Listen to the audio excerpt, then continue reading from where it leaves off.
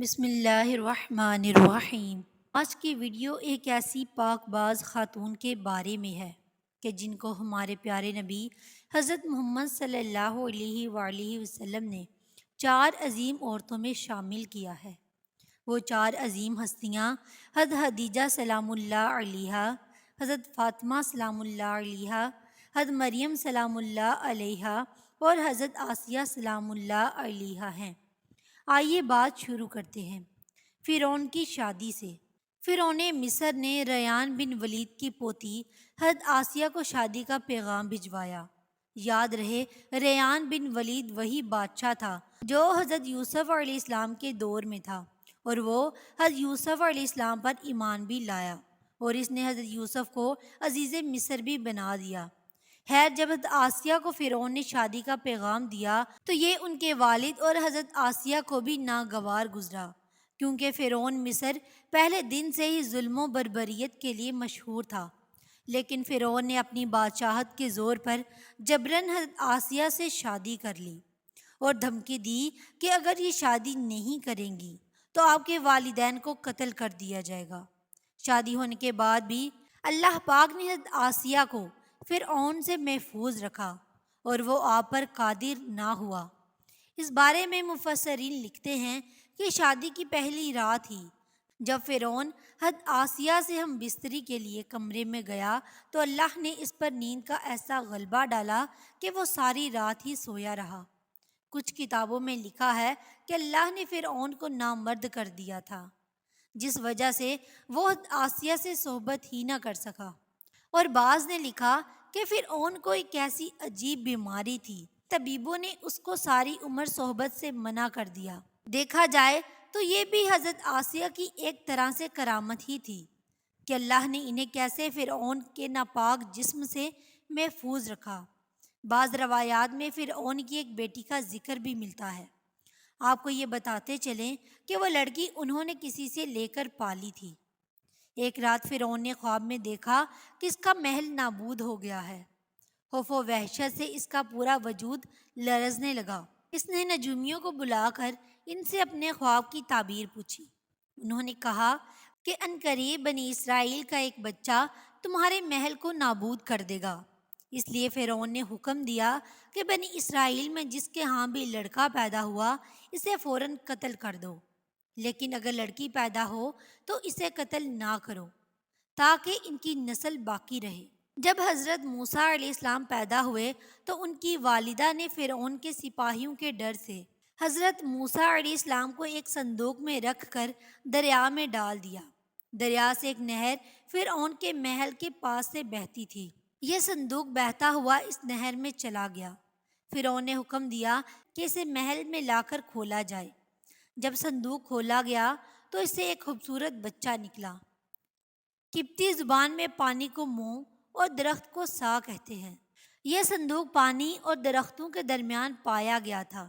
اس وجہ سے حضرت بی بی آسیہ رحمۃ اللہ علیہا نے آپ کا نام موسیٰ رکھا۔ حضرت آسیہ نے جب حضرت موسیٰ کے چہرے پر نور دیکھا تو انہوں نے موسیٰ کو اپنا بیٹا بنا لیا اور فرعون سے کہنے لگی، یہ بچہ میری اور تیری آنکھوں کی ٹھنڈک ہے، اسے قتل نہ کرو۔ لیکن نامرد فرعون کہنے لگا، اسے تم رکھ لو، مجھے اس کی کوئی حاجت نہیں۔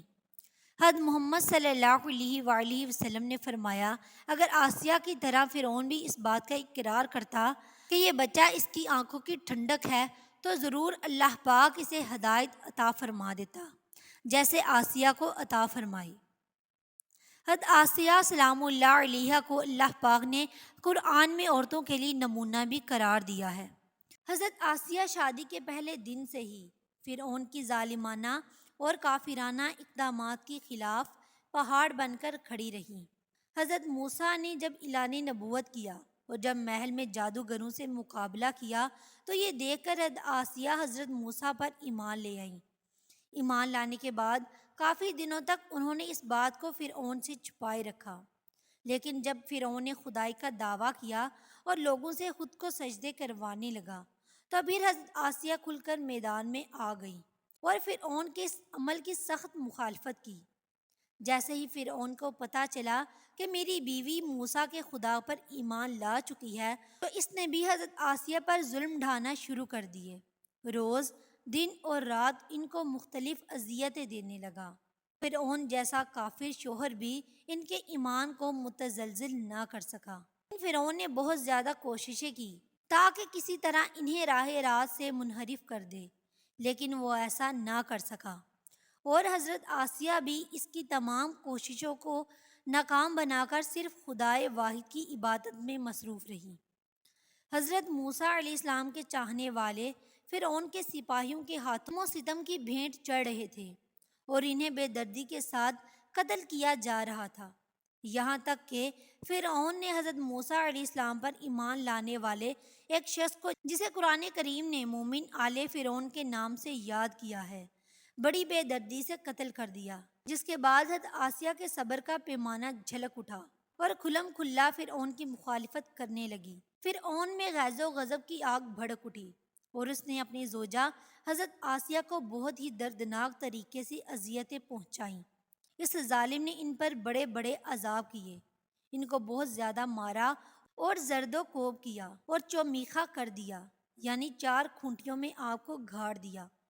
حضرت آسیہ رضی اللہ عنہا کے چاروں ہاتھوں پیروں میں لوہے کی کیلیں ٹھوک کر چاروں کونوں میں اس طرح جکڑ دیا کہ وہ ہل بھی نہیں سکتی تھی، اور بھاری پتھر ان کے سینے پر رکھ کر ان کو ریت پر دھوپ میں لٹا دیا اور پانی بند کر دیا۔